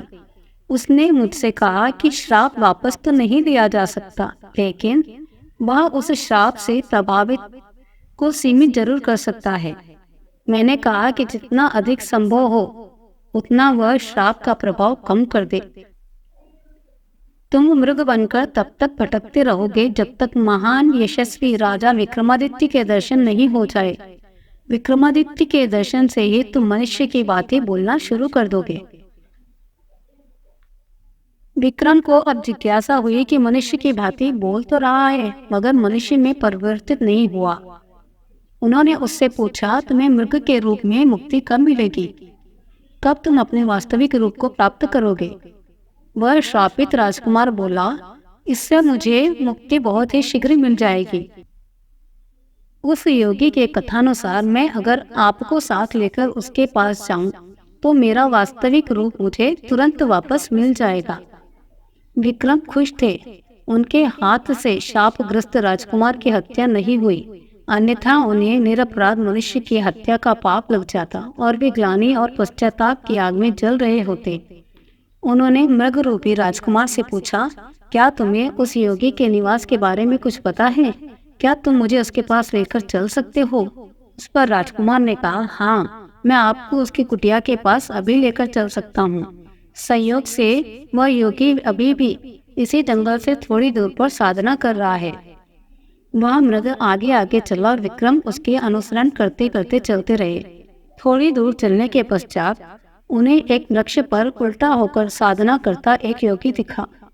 उनकी समझ में आ गया राजकुमार इसी योगी की बात कर रहा था। वे जब समीप आए तो उन्होंने योगी को देखकर वृक्ष से नीचे सीधा खड़े होने को कहा। उसने विक्रम का अभिवादन किया तथा दर्शन देने के लिए उन्हें नतमस्तक होकर धन्यवाद दिया। विक्रम समझ गए कि वह योगी उनकी ही प्रतीक्षा कर रहा था, लेकिन उन्हें जिज्ञासा हुई कि वह उनकी प्रतीक्षा क्यों कर रहा था। पूछने पर उसने बताया कि सपने में एक दिन इंद्रदेव ने उन्हें दर्शन देकर कहा कि महाराजा विक्रमादित्य ने अपने कर्मों से देवताओं का स्थान प्राप्त कर लिया है तथा उनके दर्शन प्राप्त करने के लिए इंद्रदेव तथा अन्य देवताओं के दर्शन का फल प्राप्त होता है। मैं इतनी कठिन साधना सिर्फ आपके दर्शन के लाभ के लिए कर रहा हूँ। उस योगी ने कहा। विक्रम ने पूछा, अब तो उसने दर्शन प्राप्त कर लिए हैं, क्या उनसे वह कुछ चाह सकता है? इस पर योगी ने उनसे उनके गले में पड़ी इंद्रदेव वाले मोह वाली माला मांग ली। राजा ने खुशी खुशी वह माला उसे दे दी। योगी ने उनका आभार प्रकट किया और श्रापित राजकुमार फिर से मानव बन गया। उसने पहले विक्रम से फिर योगी के पांव छुए। राजकुमार को लेकर विक्रम अपने महल आए। दूसरे दिन अपने रथ पर बिठाकर अपने राज्य चल दिए, मगर उसके राज्य में प्रवेश करते ही सैनिकों की टुकड़ी ने उनके रथ को चारों तरफ से घेर लिया तथा राज्य में प्रवेश करने का प्रयोजन पूछने लगा। राजकुमार ने अपना परिचय दिया और रास्ता छोड़ने को कहा। उसने जानना चाहा कि उसका रथ रोकने की सैनिकों की हिम्मत कैसे हुई। सैनिकों ने बताया कि उसके माता पिता को बंदी बनाकर कारागार में डाल दिया गया है। अब इस राज्य पर किसी और का अधिकार हो चुका है। चूंकि राज्य पर अधिकार करते वक्त राजकुमार को कुछ पता नहीं चला, इसीलिए चारों तरफ गुप्तचर उनकी तलाश में फैला दिए गए। अब उन्हें खुद हाजिर होने पर नए शासक का मार्ग और प्रशस्त हो गया। राजा विक्रमादित्य ने उन्हें अपना परिचय नहीं दिया और खुद को राजकुमार का दूत के रूप में पेश करने को कहा। उनका नया संदेश लेकर नए शासक के पास गए। उन्होंने एक टुकड़ी के नायक को कहा कि नए शासक के सामने दो विकल्प है, या तो वो असली राजा और रानी को उनका राज्य सौंपकर चला जाए या युद्ध की तैयारी करे। सेना नायक को बड़ा अजीब लगा। उन्होंने विक्रम का उपहास करते हुए पूछा कि युद्ध कौन करेगा? क्या वही दोनों युद्ध करेंगे? उन्होंने उपहास करते हुए देखकर उनका क्रोध 7वें आसमान पर पहुंच गया। उन्होंने तलवार निकाली और उसका सिर धड़ से अलग कर दिया। सेना में भगदड़ मच गई। किसी ने दौड़कर नए शासक को खबर की। वह तुरंत सेना लेकर उसकी ओर दौड़े। विक्रम इस हमले के लिए तैयार बैठे थे। उन्होंने दोनों बेतालों का स्मरण किया तथा बेतालों ने उनके आदेश पाकर रथ को हवा में उड़ा लिया। उन्होंने वह तिलक लगाया जिससे अदृश्य हो सकते थे और रथ से कूद सकते थे। अदृश्य रहकर उन्होंने दुश्मनों को गाजर मूली की तरह काटना शुरू कर दिया। जब सैकड़ों सैनिक मारे गए और दुश्मन नजर नहीं आया तो सैनिकों में भगदड़ मच गई। और राजा को वहीं छोड़कर अधिकांश सैनिक रणक्षेत्र से ही भाग खड़े हुए। उन्हें लगा कि कोई पराशक्ति का मुकाबला कर रहे हैं। नए शासक का चेहरा देखने लायक था। वह आश्चर्यचकित और भयभीत था और हताश भी दिख रहा था। उसे हस्तप्रद देखकर विक्रम ने अपनी तलवार उसकी गर्दन पर रख दी तथा अपने वास्तविक रूप में आ गया। उन्होंने शासक से अपना परिचय देते हुए कहा कि वो इसी क्षण इस राज्य को छोड़कर भाग जाए या प्राण दंड के लिए तैयार रहे। वह शासक विक्रमादित्य की शक्ति से परिचित था तथा उनका शौर्य आंखों से देख चुका था, अतः वह उसी क्षण उस राज्य से भाग गया। वास्तविक राजा रानी को उनका राज्य दिलाकर वे अपने राज्य की ओर चल पड़े। रास्ते में एक जंगल पड़ा। उस जंगल में एक मृग उनके पास आया तथा एक सिंह ने से अपने को बचाने को बोला, मगर महाराजा विक्रमादित्य ने उसकी मदद नहीं की। वे भगवान के बनाए नियम के विरुद्ध नहीं जा सकते थे। सिंह भूखा था और मृग आदि जानवरों ही उसका भोजन थे। यह सोचते हुए उन्होंने सिंह को मृग का शिकार करने दिया। सिंहासन 32 की 31वीं पुतली कौशल्या की कथा कुछ इस प्रकार है। राजा विक्रमादित्य वृद्ध हो गए थे तथा अपने योगबल से उन्होंने यह जान लिया था कि उनका अंतिम समय काफी निकट है। वे राजकाज और धर्म कार्य दोनों में अपने आप को लगाए रखते थे। उन्होंने वन में भी साधना करने के लिए आवास बना रखा था। एक दिन उसी आवास में एक रात उन्हें अलौकिक प्रकाश कहीं दूर से आता हुआ मालूम पड़ा। उन्होंने गौर से देखा तो पता चला सारा प्रकाश सामने वाली पहाड़ी से आ रहा है। इस प्रकाश के बीच उन्हें एक दमकता हुआ सुंदर भवन दिखाई पड़ा। उनके मन में भवन देखने की जिज्ञासा हुई। उन्होंने काली द्वारा प्रदत्त दोनों बेतालों का स्मरण किया। उनके आदेश पर बेताल उन्हें पहाड़ी पर ले आए और उनसे बोले कि वे इसके आगे नहीं जा सकते। कारण पूछने पर उन्होंने बताया कि उस भवन के चारों ओर एक योगी ने तंत्र का घेरा डाल रखा है तथा उस भवन में उसका निवास है। उन घरों के भीतर वही प्रवेश कर सकता है जिसका पुण्य उस योगी से अधिक हो। विक्रम ने सच जानकर भवन की ओर कदम बढ़ा दिए। वे देखना चाहते थे कि उनका पुण्य उस योगी से अधिक है या नहीं। चलते चलते वे भवन में प्रवेश के द्वार पर पहुंच गए। एकाएक ही कहीं से चलकर एक अग्निपिंड आया और उनके पास स्थिर हो गया। उसी समय भीतर से किसी का आज्ञा भरा स्वर सुनाई पड़ा। वह अग्निपिंड सरक कर पीछे चला गया और प्रवेश द्वार साफ हो गया। विक्रम अंदर घुसे तो आवाज उनके परिचय पूछने लगी। उसने कहा कि सब कुछ साफ साफ बताया जाए, नहीं तो आने वाले को श्राप से भस्म कर दिया जाएगा। विक्रम तब तक कक्ष में पहुंच चुके थे और उन्होंने देखा कि एक योगी उठ खड़ा हुआ। उन्होंने जब उसे देखा कि वे विक्रमादित्य है तो योगी ने अपने को भाग्यशाली बताया। उसने कहा कि विक्रमादित्य के दर्शन होंगे, यह आशा उसे नहीं थी। योगी ने उनका खूब आदर सत्कार किया तथा विक्रम से कुछ मांगने को बोला। राजा विक्रमादित्य ने उनसे तमाम सुख सुविधाओं सहित यह भवन मांग लिया। विक्रम को वह भवन सौंपकर योगी उसी वन में कहीं चले गए। चलते चलते वह काफी दूर पहुंचा तो उसकी भेंट अपने गुरु से हुई। उसके गुरु ने उससे इस तरह भटकने का कारण जानना चाहा तो वह बोला कि भवन उसने राजा विक्रमादित्य को दान कर दिया है। उसके गुरु को हंसी आई। उसने कहा कि इस पृथ्वी के सर्वश्रेष्ठ दानवीर को वह क्या दान करेगा। विक्रमादित्य के पास जाकर ब्राह्मण के रूप में अपना भवन फिर से मांग लेने को कहा। वह वेश बदलकर उस कुटिया में विक्रम से मिला जिसमें वह साधना करते थे। उसने रहने की जगह की याचना की। विक्रम ने उससे अपनी इच्छित जगह मांगने को कहा तो उसने वह भवन मांगा। विक्रम ने मुस्कुराकर कहा कि वह भवन ज्यों का त्यों छोड़कर वे उसी समय आ गए थे। उन्होंने बस उसकी परीक्षा लेने के लिए उनसे वह भवन लिया था। इस कथा के बाद 31वीं पुतली ने अपनी कथा खत्म नहीं की। वह बोली, राजा विक्रमादित्य भले ही देवताओं से बढ़कर गुणवान व्यक्ति है और इंद्रासन से अधिकारी माने जाते हैं। वे थे तो मानव ही, मृत्यु लोक में जन्म लिया था, इसीलिए एक दिन उन्होंने ये लोक त्याग दिया। उनके मरते ही सर्वत्र हाहाकार मच गया। उनकी प्रजा शोकाकुल होकर रोने लगी। जब उनकी चिता सजी तो उनकी सभी रानियां उस चिता पर सती होने चढ़ गई। उनकी चिता पर देवताओं ने फूल की वर्षा की। उनके बाद उनके सबसे बड़े पुत्र को राजा घोषित किया गया। उनका धूमधाम से तिलक हुआ, मगर वह उनके सिंहासन पर नहीं बैठ सका। उनको पता नहीं चला कि पिता के सिंहासन पर वह क्यों नहीं बैठ सकता है। वह उलझन में पड़ा था। एक दिन स्वप्न में आकर विक्रम ने कहा कि वह सिंहासन पर बैठने के लिए पहले देवत्व प्राप्त करे।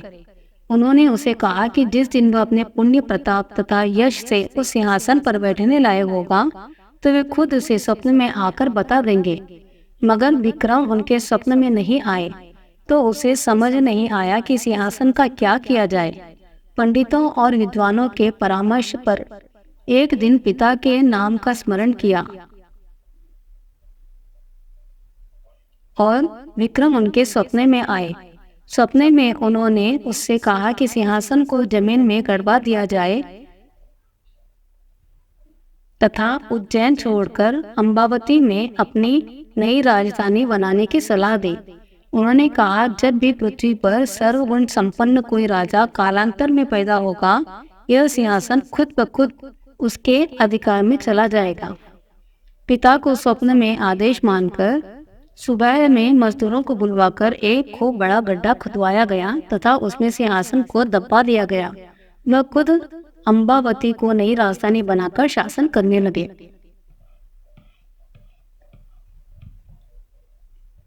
सिंहासन बत्तीसी की 32वीं और आखिरी पुत्री रानी लथी। रानी रूपमती ने कहा, राजा भोज को सिंहासन बैठने की कोई रुचि नहीं दिखाते देखा तो उसे अचरज हुआ। उसने जानना चाहा, राजा भोज ने आज पहले वाली व्यग्रता क्यों नहीं है। राजा भोज ने कहा कि राजा विक्रमादित्य के देवताओं वाले गुणों की कथाएं सुनकर उन्हें ऐसा लगा कि इनकी विशेषताएं एक मनुष्य में असंभव है और मानते हैं कि उनमें बहुत सारी कमियां हैं। अतः उन्होंने सोचा कि सिंहासन को फिर वैसे स्थान पर गड़वा देंगे जहां से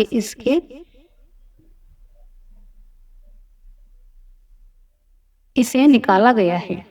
राजा भोज का इतना बोलना ही था कि सारी पुतलियां अपनी रानी के पास आ गई। उन्होंने हर्षित होकर राजा भोज को उनके निर्णय के लिए धन्यवाद दिया। पुतलियों ने उन्हें बताया कि आज से वे भी मुक्त हो गई है। आज से यह सिंहासन बिना पुतलियों का हो जाएगा। उन्होंने राजा भोज को विक्रमादित्य के गुणों का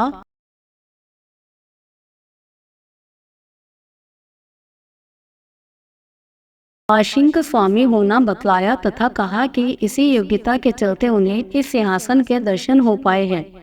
उन्होंने यह भी बताया कि आज से इस सिंहासन की आभा कम पड़ जाएगी और धरती की सारी चीजों की तरह इसे भी पुराना पड़कर नष्ट होने की प्रक्रिया से गुजरना होगा।